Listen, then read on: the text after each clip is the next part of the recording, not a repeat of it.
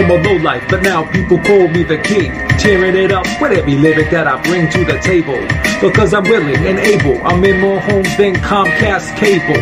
I got the skill that'll rattle your brain. I'm a threat like Saddam Hussein, everybody know my name. Joe Habib's a top soldier, kid, they should have told you, you really need to pack a lunch.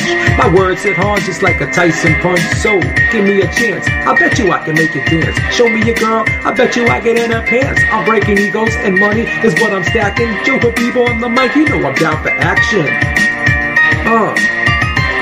Shout out to Make Beats Sir, and the Beat Smith, and the whole Rope-A-Dope radio crew. Yeah.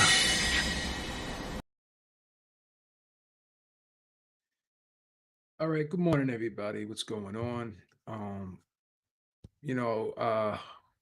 had to do this video this morning because the hypocrisy of boxing is real. Everybody knows it. We know there's double standards, and if there wasn't double standards, there wouldn't be any standards at all, right? We've seen so many times where the A-side fighter gets the benefit of the doubt, obviously more so than the B-side fighter, the house fighter, usually gets the preferential treatment. Whether or not that's fair or not, I don't think it's fair. But again, we have to deal with the reality of how the world works, right? And, we have to deal with the world we have, not the world we want. But I want to call out all the virtue signalers out there who are so concerned about the fighter's safety, particularly when we talk about PEDs. Oh, well, someone could die in there. Someone could get seriously hurt in there. Really? Okay. But it's okay for someone to have someone up against the ropes, put their right arm on their hip, and take their left arm and forcibly throw them over the ropes, right? Onto a concrete floor where they could land on their head, suffer a serious head injury or a concussion, right? Land on their ankle the wrong way, break their ankle, land on their foot the wrong way, break their foot, land on their back the wrong way, have a serious back injury, right? That's concrete floor out there, right? And what Montana Love did yesterday was very, very dangerous and could have seriously injured Steve Spark. If Steve Spark wasn't as coordinated as he was and wasn't able to land on his feet properly, I mean, he looked like a cat in there. He was able to gather himself and land perfectly on his feet because he's so coordinated, right? He had the presence of mind to be able to react like that. What if another fighter doesn't react that way? And as I said, falls on his back, falls on his knee, falls on his ankle, falls on his elbow, right? Could have easily have been a serious injury, right?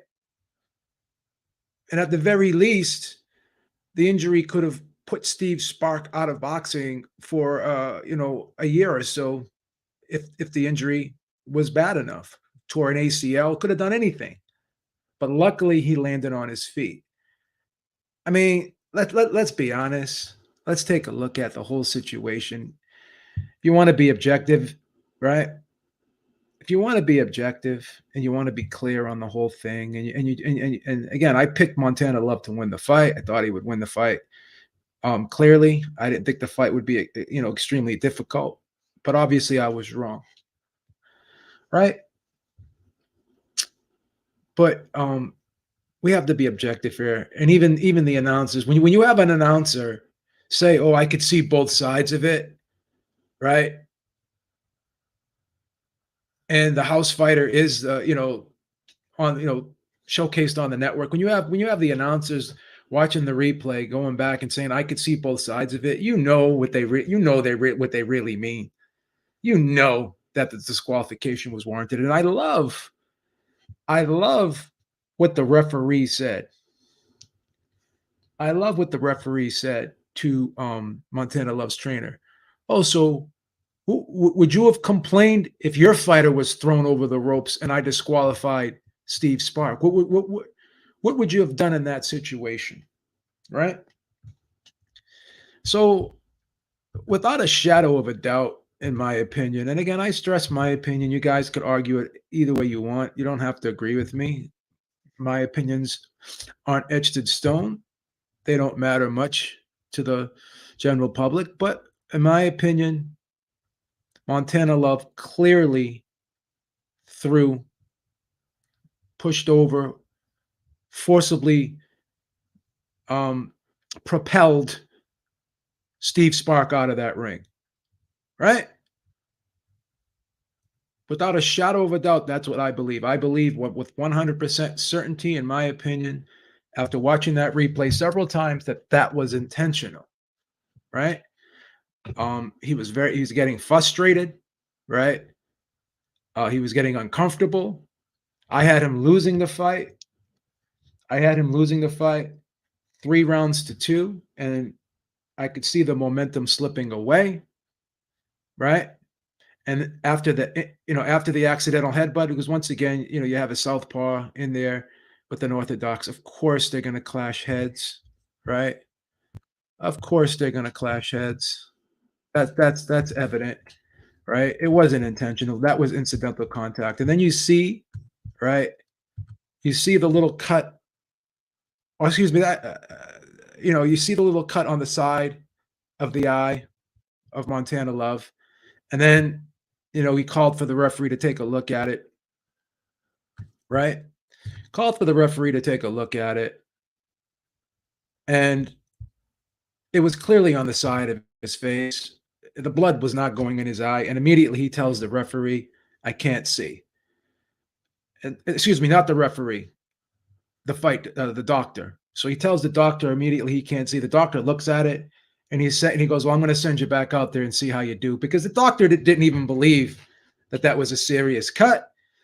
He didn't see that the blood was flowing in the eye. He couldn't understand why Montana Love said he couldn't see. But in my opinion, Montana Love knew where he was. He knew he was in his home state. He knew he was the A side house fighter. He knew that the scores could relatively be close. They could be either even or have him up slightly, right? Because you can make an argument that the fight was even, right? You could say, the third round was close. I gave the third round to Spark, but if you give the third round to Montana Love, then the fight's even, goes to the scorecard, you have a draw, right? In my opinion, and again, I'm not that guy that's going to insult the fighter. I'm not going to question his heart. I'm not going to say anything. I mean, if a fighter decides that he does not want to continue, that's on him. I'm not in there taking punches. I don't have the right to criticize a fighter's heart. But what I can say is the cut did not look like the blood. The cut did not look that serious. Well, Beav, you're not a doctor. Again, I can fall out and break my leg and have my bone sticking out of my leg. I don't need to be a doctor to tell that my leg is broken. Let's not go that route. Well, Beav, you're not in there taking the punches. You don't know how. Again, but I do have empirical data, and I can look at other fighters and see other fighters in similar situations, and they've continued to fight. They've never complained. But under the circumstances, I believe Montana Love was uncomfortable, right? The fight was, I believe, turning against him, right? He was getting frustrated, and he said to himself, "This is going to be a long night for me. I don't know if I can pull this out." And again, this is all my opinion. You don't have to believe me, but once again, we're on YouTube. We're here to give our opinions, right? But I do think that I have circumstantial evidence to back up my opinions here, right? So the cut was on the side. Like I said, he's already trying, in my opinion, to try to get the referee or the doctor to stop this fight. Only the referee could stop the fight on the advice of the doctor. So he's trying to sway the doctor into saying that the cut was bad enough to suggest to the referee that the fight should be stopped, and he wanted to go to the scorecards. And at the very least, he thought he could escape with a draw, save his undefeated record. So when that didn't work out, what I believe, right? And this is again my opinion, and these are very, very serious allegations on my part. I do believe that he intentionally threw Steve Spark out of the ring, hoping that he would possibly injure him and have it be an accident. And because it would hoping it would be ruled an accident, an unintentional incidental contact situation. He was hoping that the fight would become a no contest. So he was trying to save his undefeated record here, in my opinion. This is just my opinion. I felt as though he was trying to get out of this fight. I felt as though he wasn't comfortable. I had him behind. You can make an argument the fight was even, but I don't think you can make an argument that the fight was not turning against him. The momentum was going in Steve Sparks' direction, in my opinion, and he looked to be building up steam where Montana Love looked to be slowing down. He looked to be uncomfortable. He looked to be frustrated. To me, I thought he wanted out of that fight. I'm not gonna question anyone's heart. Again, if a fighter wants out, he wants out. That's his decision. It's not up to me. I'm not taking punches. I'm not the one in there putting my physical health on the line. What I do have a problem with, though, is, and I'm always criticizing Eddie Hearn, but Eddie Hearn sitting there criticizing the referee's decision. The referee looked at that as a flagrant foul, a flagrant violation of the rules. And in my opinion, I immediately was like, I had no problem with the disqualification because of the ramifications of the act. When you throw someone out of the ring like that, right? Right? He flipped over the rope, right? His back was to the rope. He flipped over the rope. Like I said, I forgive me for sounding redundant. He lands on his head. And heaven forbid he suffers brain damage, a serious concussion, right? Or even worse, he falls on his back really bad.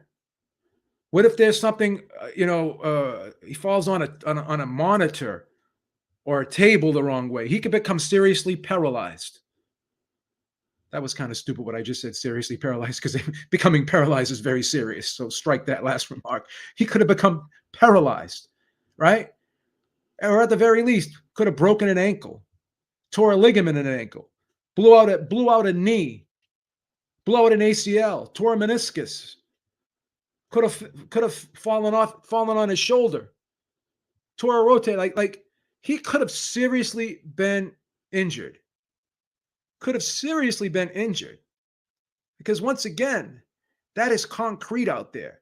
There's tables out there. There's other people out there. He could have injured another person by falling out of that ring as well. If he lands on a person, right? Could have injured two people.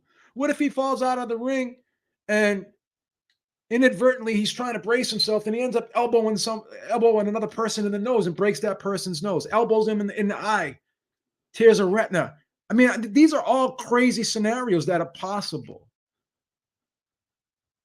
Right? What if even though he landed on his feet, what if there was someone spilt a beer on the ground and he slips and falls even with landing on his feet? So we talk about PEDs. Oh, someone could do this, someone could do that. Or what if someone dies in there? What if someone gets seriously hurt in there? So we love to enforce and speak on the whataboutisms about the PEDs, all the virtue signalers out there, right? But no one should defend what Montana Love did yesterday. No one should defend that. That was a he's like and again, I'm putting myself out there. I don't believe him for 1 second, him saying that was accidental. You can clearly see he takes his right arm, puts it up underneath Steve Sparks' hip, and locks his arm around his hip so he can hold him in place. Then he takes his left arm, clearly doesn't just stick it underneath the neck. You can clearly see him go like this and push him over the top. It was a fact that he did that intentional. It was a fact that he tried to throw him out of the ring. And I can't say this is not a fact. This is opinion. In my opinion, he tried to hurt him to the point where he would not be able to continue, hoping the referee would say it was an accident, and then the fight would have been a no contest. Once he saw that the cut eye didn't work, then he went to plan B to try to get out of the fight. And that's my opinion, and I don't doubt that for a second. I don't doubt that for a second. My hat goes off to that referee because he did the right thing. He had so much pressure to not do that, right? Because he was in Montana Love's home state. Montana Love was the A side. He was the house man, and everyone got in there, and then they're trying to like bully him. Everyone's jumping in there, going at him, and he stood his ground, man. Shout out to him, man. He just entered the Beeb's top 5 best referees of all time by what he did yesterday. Shout out to him. Shout out to him, man. Shout out to him. Let me see what the cards were at the time of the DQ. Let me see what the scores were. Shout out to Anthony Lever. Okay. Let's see if I can see this. Just trying to find this. Look at this. Look at the fuckery. They had Montana Love up 48-46 on one card, and the other 2 cards were even. All right. And again, you could have the other 2 cards even, but look at the fuckery here. Like, one judge gave that 5th round to Montana Love, that when it was clearly a fucking, it was clearly a fucking Steve Spark round. So I don't have a problem with giving rounds 1, 3, and 4 to Montana Love. That's possible. I thought round 3 could have gone either way. So at the very least, the fight was even. So he probably knew that the fight was possibly even, or like I said, he was slightly ahead on one of the cards. So he wanted out. He knew the fight was turning. He wasn't sure that he could deal with the pressure of Steve Spark, and he wanted out. So you had one judge had him up, right? And the other 2 judges had it even. I actually had Spark up 48-46. But again, I don't have a problem with the even card. What I do have a problem with, and again, I know scoring's subjective, and I know I've turned in some questionable cards myself, but I don't see how you could have given Montana Love that 5th round. He was clearly losing that 5th round, in my opinion. So it would have ended up becoming, if the fight was stopped at the time, it would end up being a majority draw because 2 judges had it a draw. So he would have squeaked away with a majority draw, which is what he was trying to do, in my opinion. Simple and plain. I'm not gonna insult the guy, but I have to go by what I saw. Right? I had to go by what I saw. I thought he tried to injure Spark. Excuse me. I thought he tried to injure Spark. I do. I do believe he tried to injure Spark. I do believe he tried to foul his way out of the fight. You could argue he tried to stop the momentum, tried to take some of the steam out of Spark, but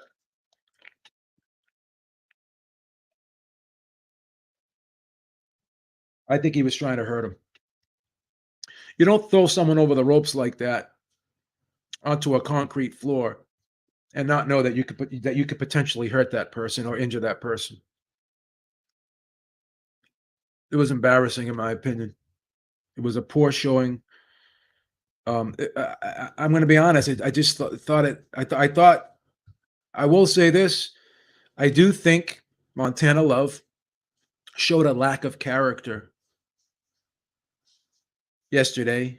I do believe there's a chink in the armor now where he can be broken down mentally. And once again, just calling it like I see it, right? I'm not insulting the guy. Maybe these aren't favorable things I'm saying about him. Once again, this is the benefit of being a small channel. I don't have to depend on these people to finance me. I don't need YouTube to make money. I don't depend on YouTube. I don't depend on the powers that be of boxing that credential me. I don't give a fuck. Showed poor character yesterday. Showed poor character yesterday. Tried to get out of the fight twice, right? I do believe he could see because the blood was on the side of his face. It wasn't going into the eye. Even the doctor didn't believe him. That's number one. Tried to get out once. Then he tried to do he saw the fight was turning was turning the other way against him. And what did he do? He intentionally fouled Steve Spark, threw him out of the ring, and could have potentially seriously hurt him. I have no problem with the disqualification. Let's do a little poll, man. Let's see, man. Do you guys have a problem with this disqualification? We'll start a poll here.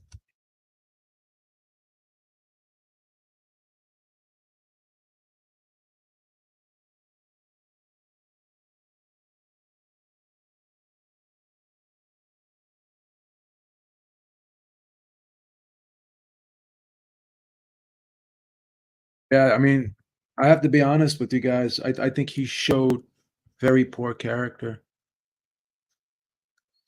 I think he showed very poor character, if I'm being honest.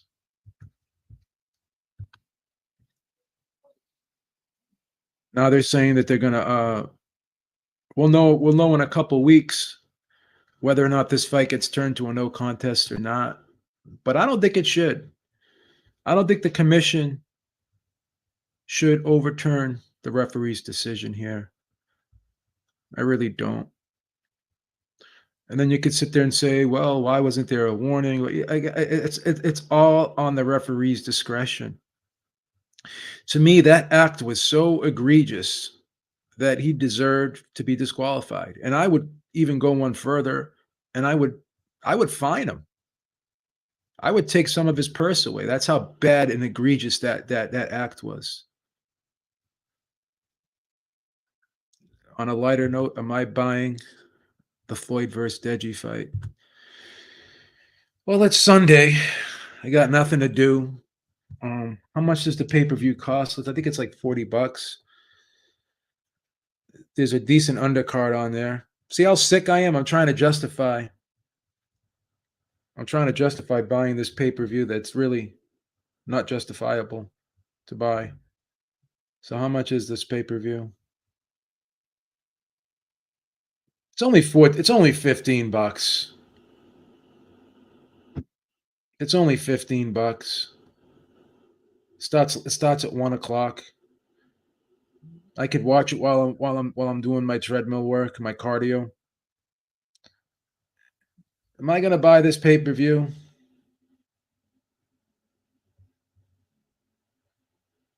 Yeah, I'll probably buy it. It's only $15.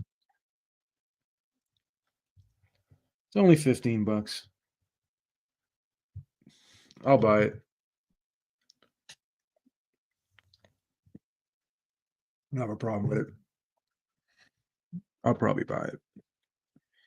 Something else I want to talk about is this situation with Hergovic um, being made the mandatory for Usyk with the IBF, and I'm trying to make sense of this because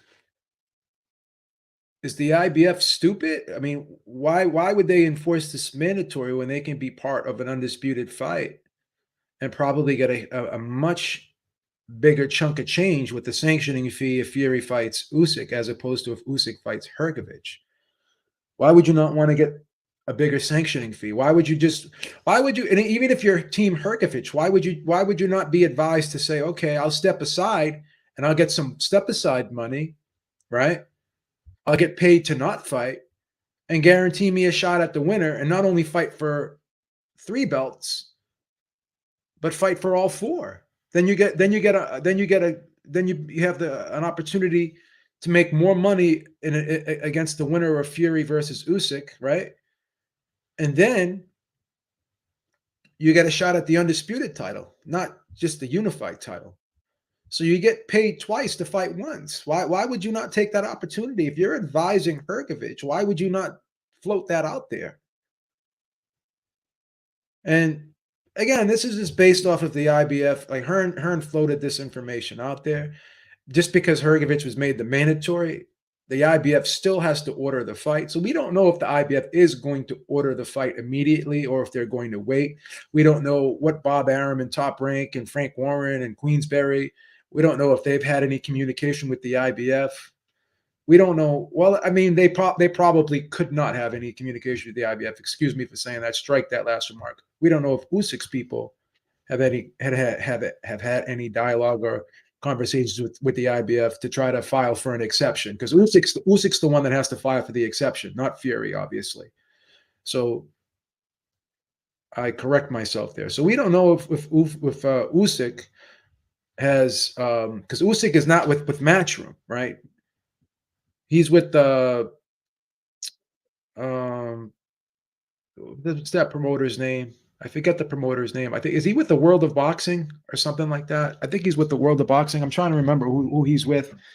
Uh, the Ukrainian promoter that he has. My apologies, I forget his name at the moment. I think it's a World of Boxing. It's up for them. It's up to them to contact the IBF and file for an exception. So we don't know if that's been done or not. We don't know if there's been any communication with that, but we do know that Fury and Usyk, both of them and their teams, want to have that fight next year in the spring. So we do know that is the desire of both teams, regarding Usyk and Fury. Yeah, I believe I had Zhang winning that fight as well against Hergovic. So I think it's a mistake to try to, push this Hergovic fight ahead of a Fury Usyk undisputed fight. I think it's a monumental error. And if I'm advising Hergovic, I'm just saying this: guarantee me a shot at the winner, pay me some step aside, right? And I'm good. I'm good. That's what I'm doing. That's what I'm doing. So why would you put yourself, in a situation? It's like that movie, Colors. I mean, you can run down that hill and catch one of the buffaloes, or you could walk down that hill and get them all. Why not get paid twice for one fight and get paid for not fighting, and then why not fight for 4 belts instead of 3? Why not have the opportunity to try to become undisputed? Why not fight the winner and get more money in a bigger fight because it's undisputed, right? That's the way I'm looking at it. That's the way I'm looking at it. Do they really think that Hergovic has a shot against Usyk after seeing how he performed against, with all due respect, Zhang? He didn't look good in that Zhang fight. Now, was he going through stuff? I know his father just passed away. I want to give the guy the benefit of the doubt. I do. Could he have performed better? Or we don't know. Or is Zhang just that good? I mean, do we underestimate Zhang? I thought Hergovic was going to destroy Zhang, but I had Zhang beating him. Close fight. Could have gone either way, really. I mean, I still think that Zhang won that, though. I mean, I don't know. I have a hard time trying to justify Hergovic winning. At best, maybe a draw, but I just don't think that Hergovic won that fight. I just don't think Hergovic won that fight. So we'll see what the IBF does in that situation, right? We'll see what the IBF does do in that situation. Sonny Edwards, man, that was a great fight against Alvarado. I thought Sonny Edwards pulled it out. I had it 115 and 113 for Sonny Edwards. You could have it 116 and 112. I thought that 8th round could have gone either way. But I do think Alvarado had some momentum going in his favor. Round 7, 9, and 10, I thought he won. Round 4, I thought he clearly won.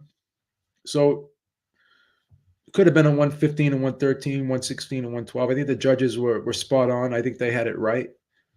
I had it 115 and 113, but I could have easily given that 8th round to Sonny Edwards, and it would have been 116 and 112. So, but I do think Alvarado, the constant pressure, how he never slowed down, and the body work, and just his ability to cut off the ring. I think he held his own against Sonny Edwards. But credit to Sonny Edwards, he made adjustments.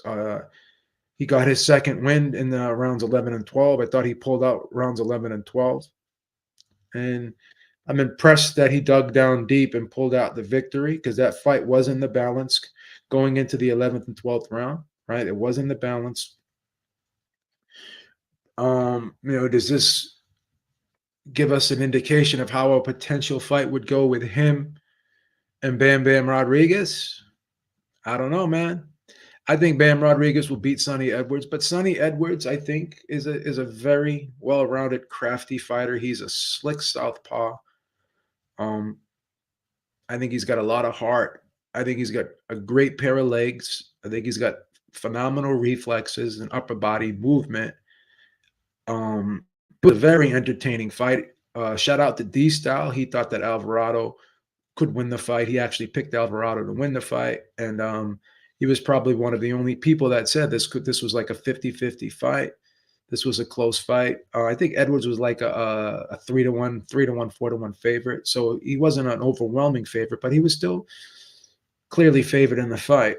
But I don't know, man. Was this a case of Sonny Edwards not being as good as we thought, or is this just a case of us believing that maybe Alvarado wasn't as good as he showed? Because before the fight on the roundtable on last Thursday, when I was giving my analysis of the fight, I said to myself, yeah, he's got a great record with a lot of knockouts on it, but sometimes records can be deceiving. But apparently I was wrong in my assessment because nothing was deceiving about this guy, Alvarado, or I should say, the only thing deceiving about him was he was better than I expected. He did better than I thought. So I guess there was some type of deception there, but not in the negative, but in the favorable, so. But I have a hard time seeing Edwards beating Bam, but it's still a very intriguing fight. Maybe I'd be wrong on that one too. Maybe it'd be more competitive than I thought, right? Because Bam is usually in there with guys who can't compete with him, on a athletic and speed and boxing ability level. He's usually been in there with guys who he's had significant advantages over. Now, does he have significant advantages over a guy like Edwards? Yeah, you could say he's got advantages over Edwards, but how significant are they? How big of a difference in speed is there? Is the speed comparable, right? Has he ever been in there with a guy who can move like Edwards, a guy who's as slick as Edwards, a guy who's as defensively responsible as Edwards, a guy who has Edwards' gas tank, right? A guy who has Edwards' conditioning, his heart, his determination. Still hard to not favor Rodriguez in that fight, but we got to give Edwards his respect going into that fight too. He could make it a good scrap himself. So, yeah, Judge did have Montana up 48-46. And the other two had it a draw. That's correct. USC Trojans on. I had it 48-46 for Spark. But again, I don't have a problem with the 47-47 scorecard. I mean, 48, like I said, having Montana Love up, I don't know. The fight would have ended in a draw. Fight would have ended in a draw, in my opinion. I mean, it's not even my opinion; it's fact. Like if that fight was stopped at that particular time and ruled a no contest, then would have been a draw. Or if it went to the scorecards based on the cut, whatever. Like I said, I'll continue to say he was trying to get out of that fight. But I have no problem with this disqualification. I don't have no issues with it. Let's see. Okay, yeah, we have an overwhelming amount of people who say they don't have a problem with the disqualification. It's like 80-20 here. Yeah. No one has a problem with the disqualification. Not many people do anyways. I shouldn't say nobody.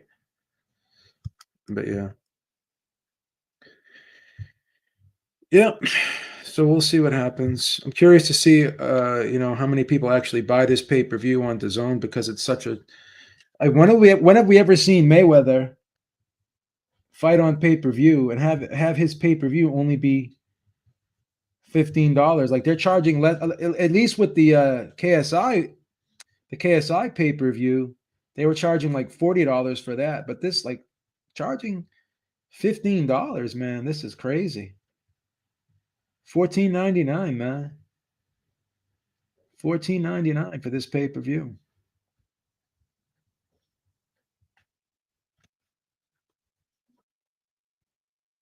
Interesting.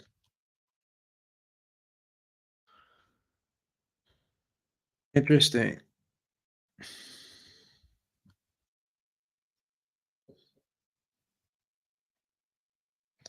Janibek had a pretty competitive fight yesterday too.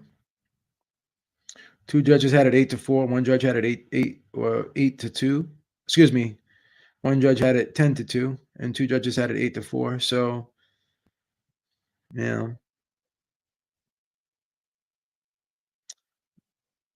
Janibek was like stunned in round 8 as well. So that did Janibek show he was human yesterday? Is he, you know,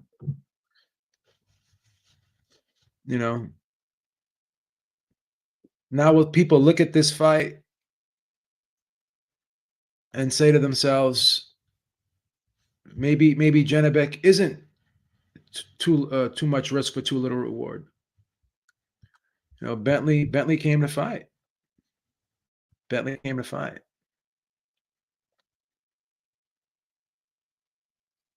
Was there a letdown? Who knows?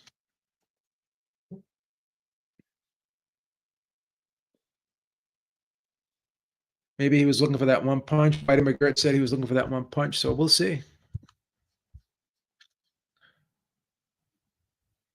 We'll see. We'll see now after this fight if Janibek, people say to themselves, this guy looked human against Bentley.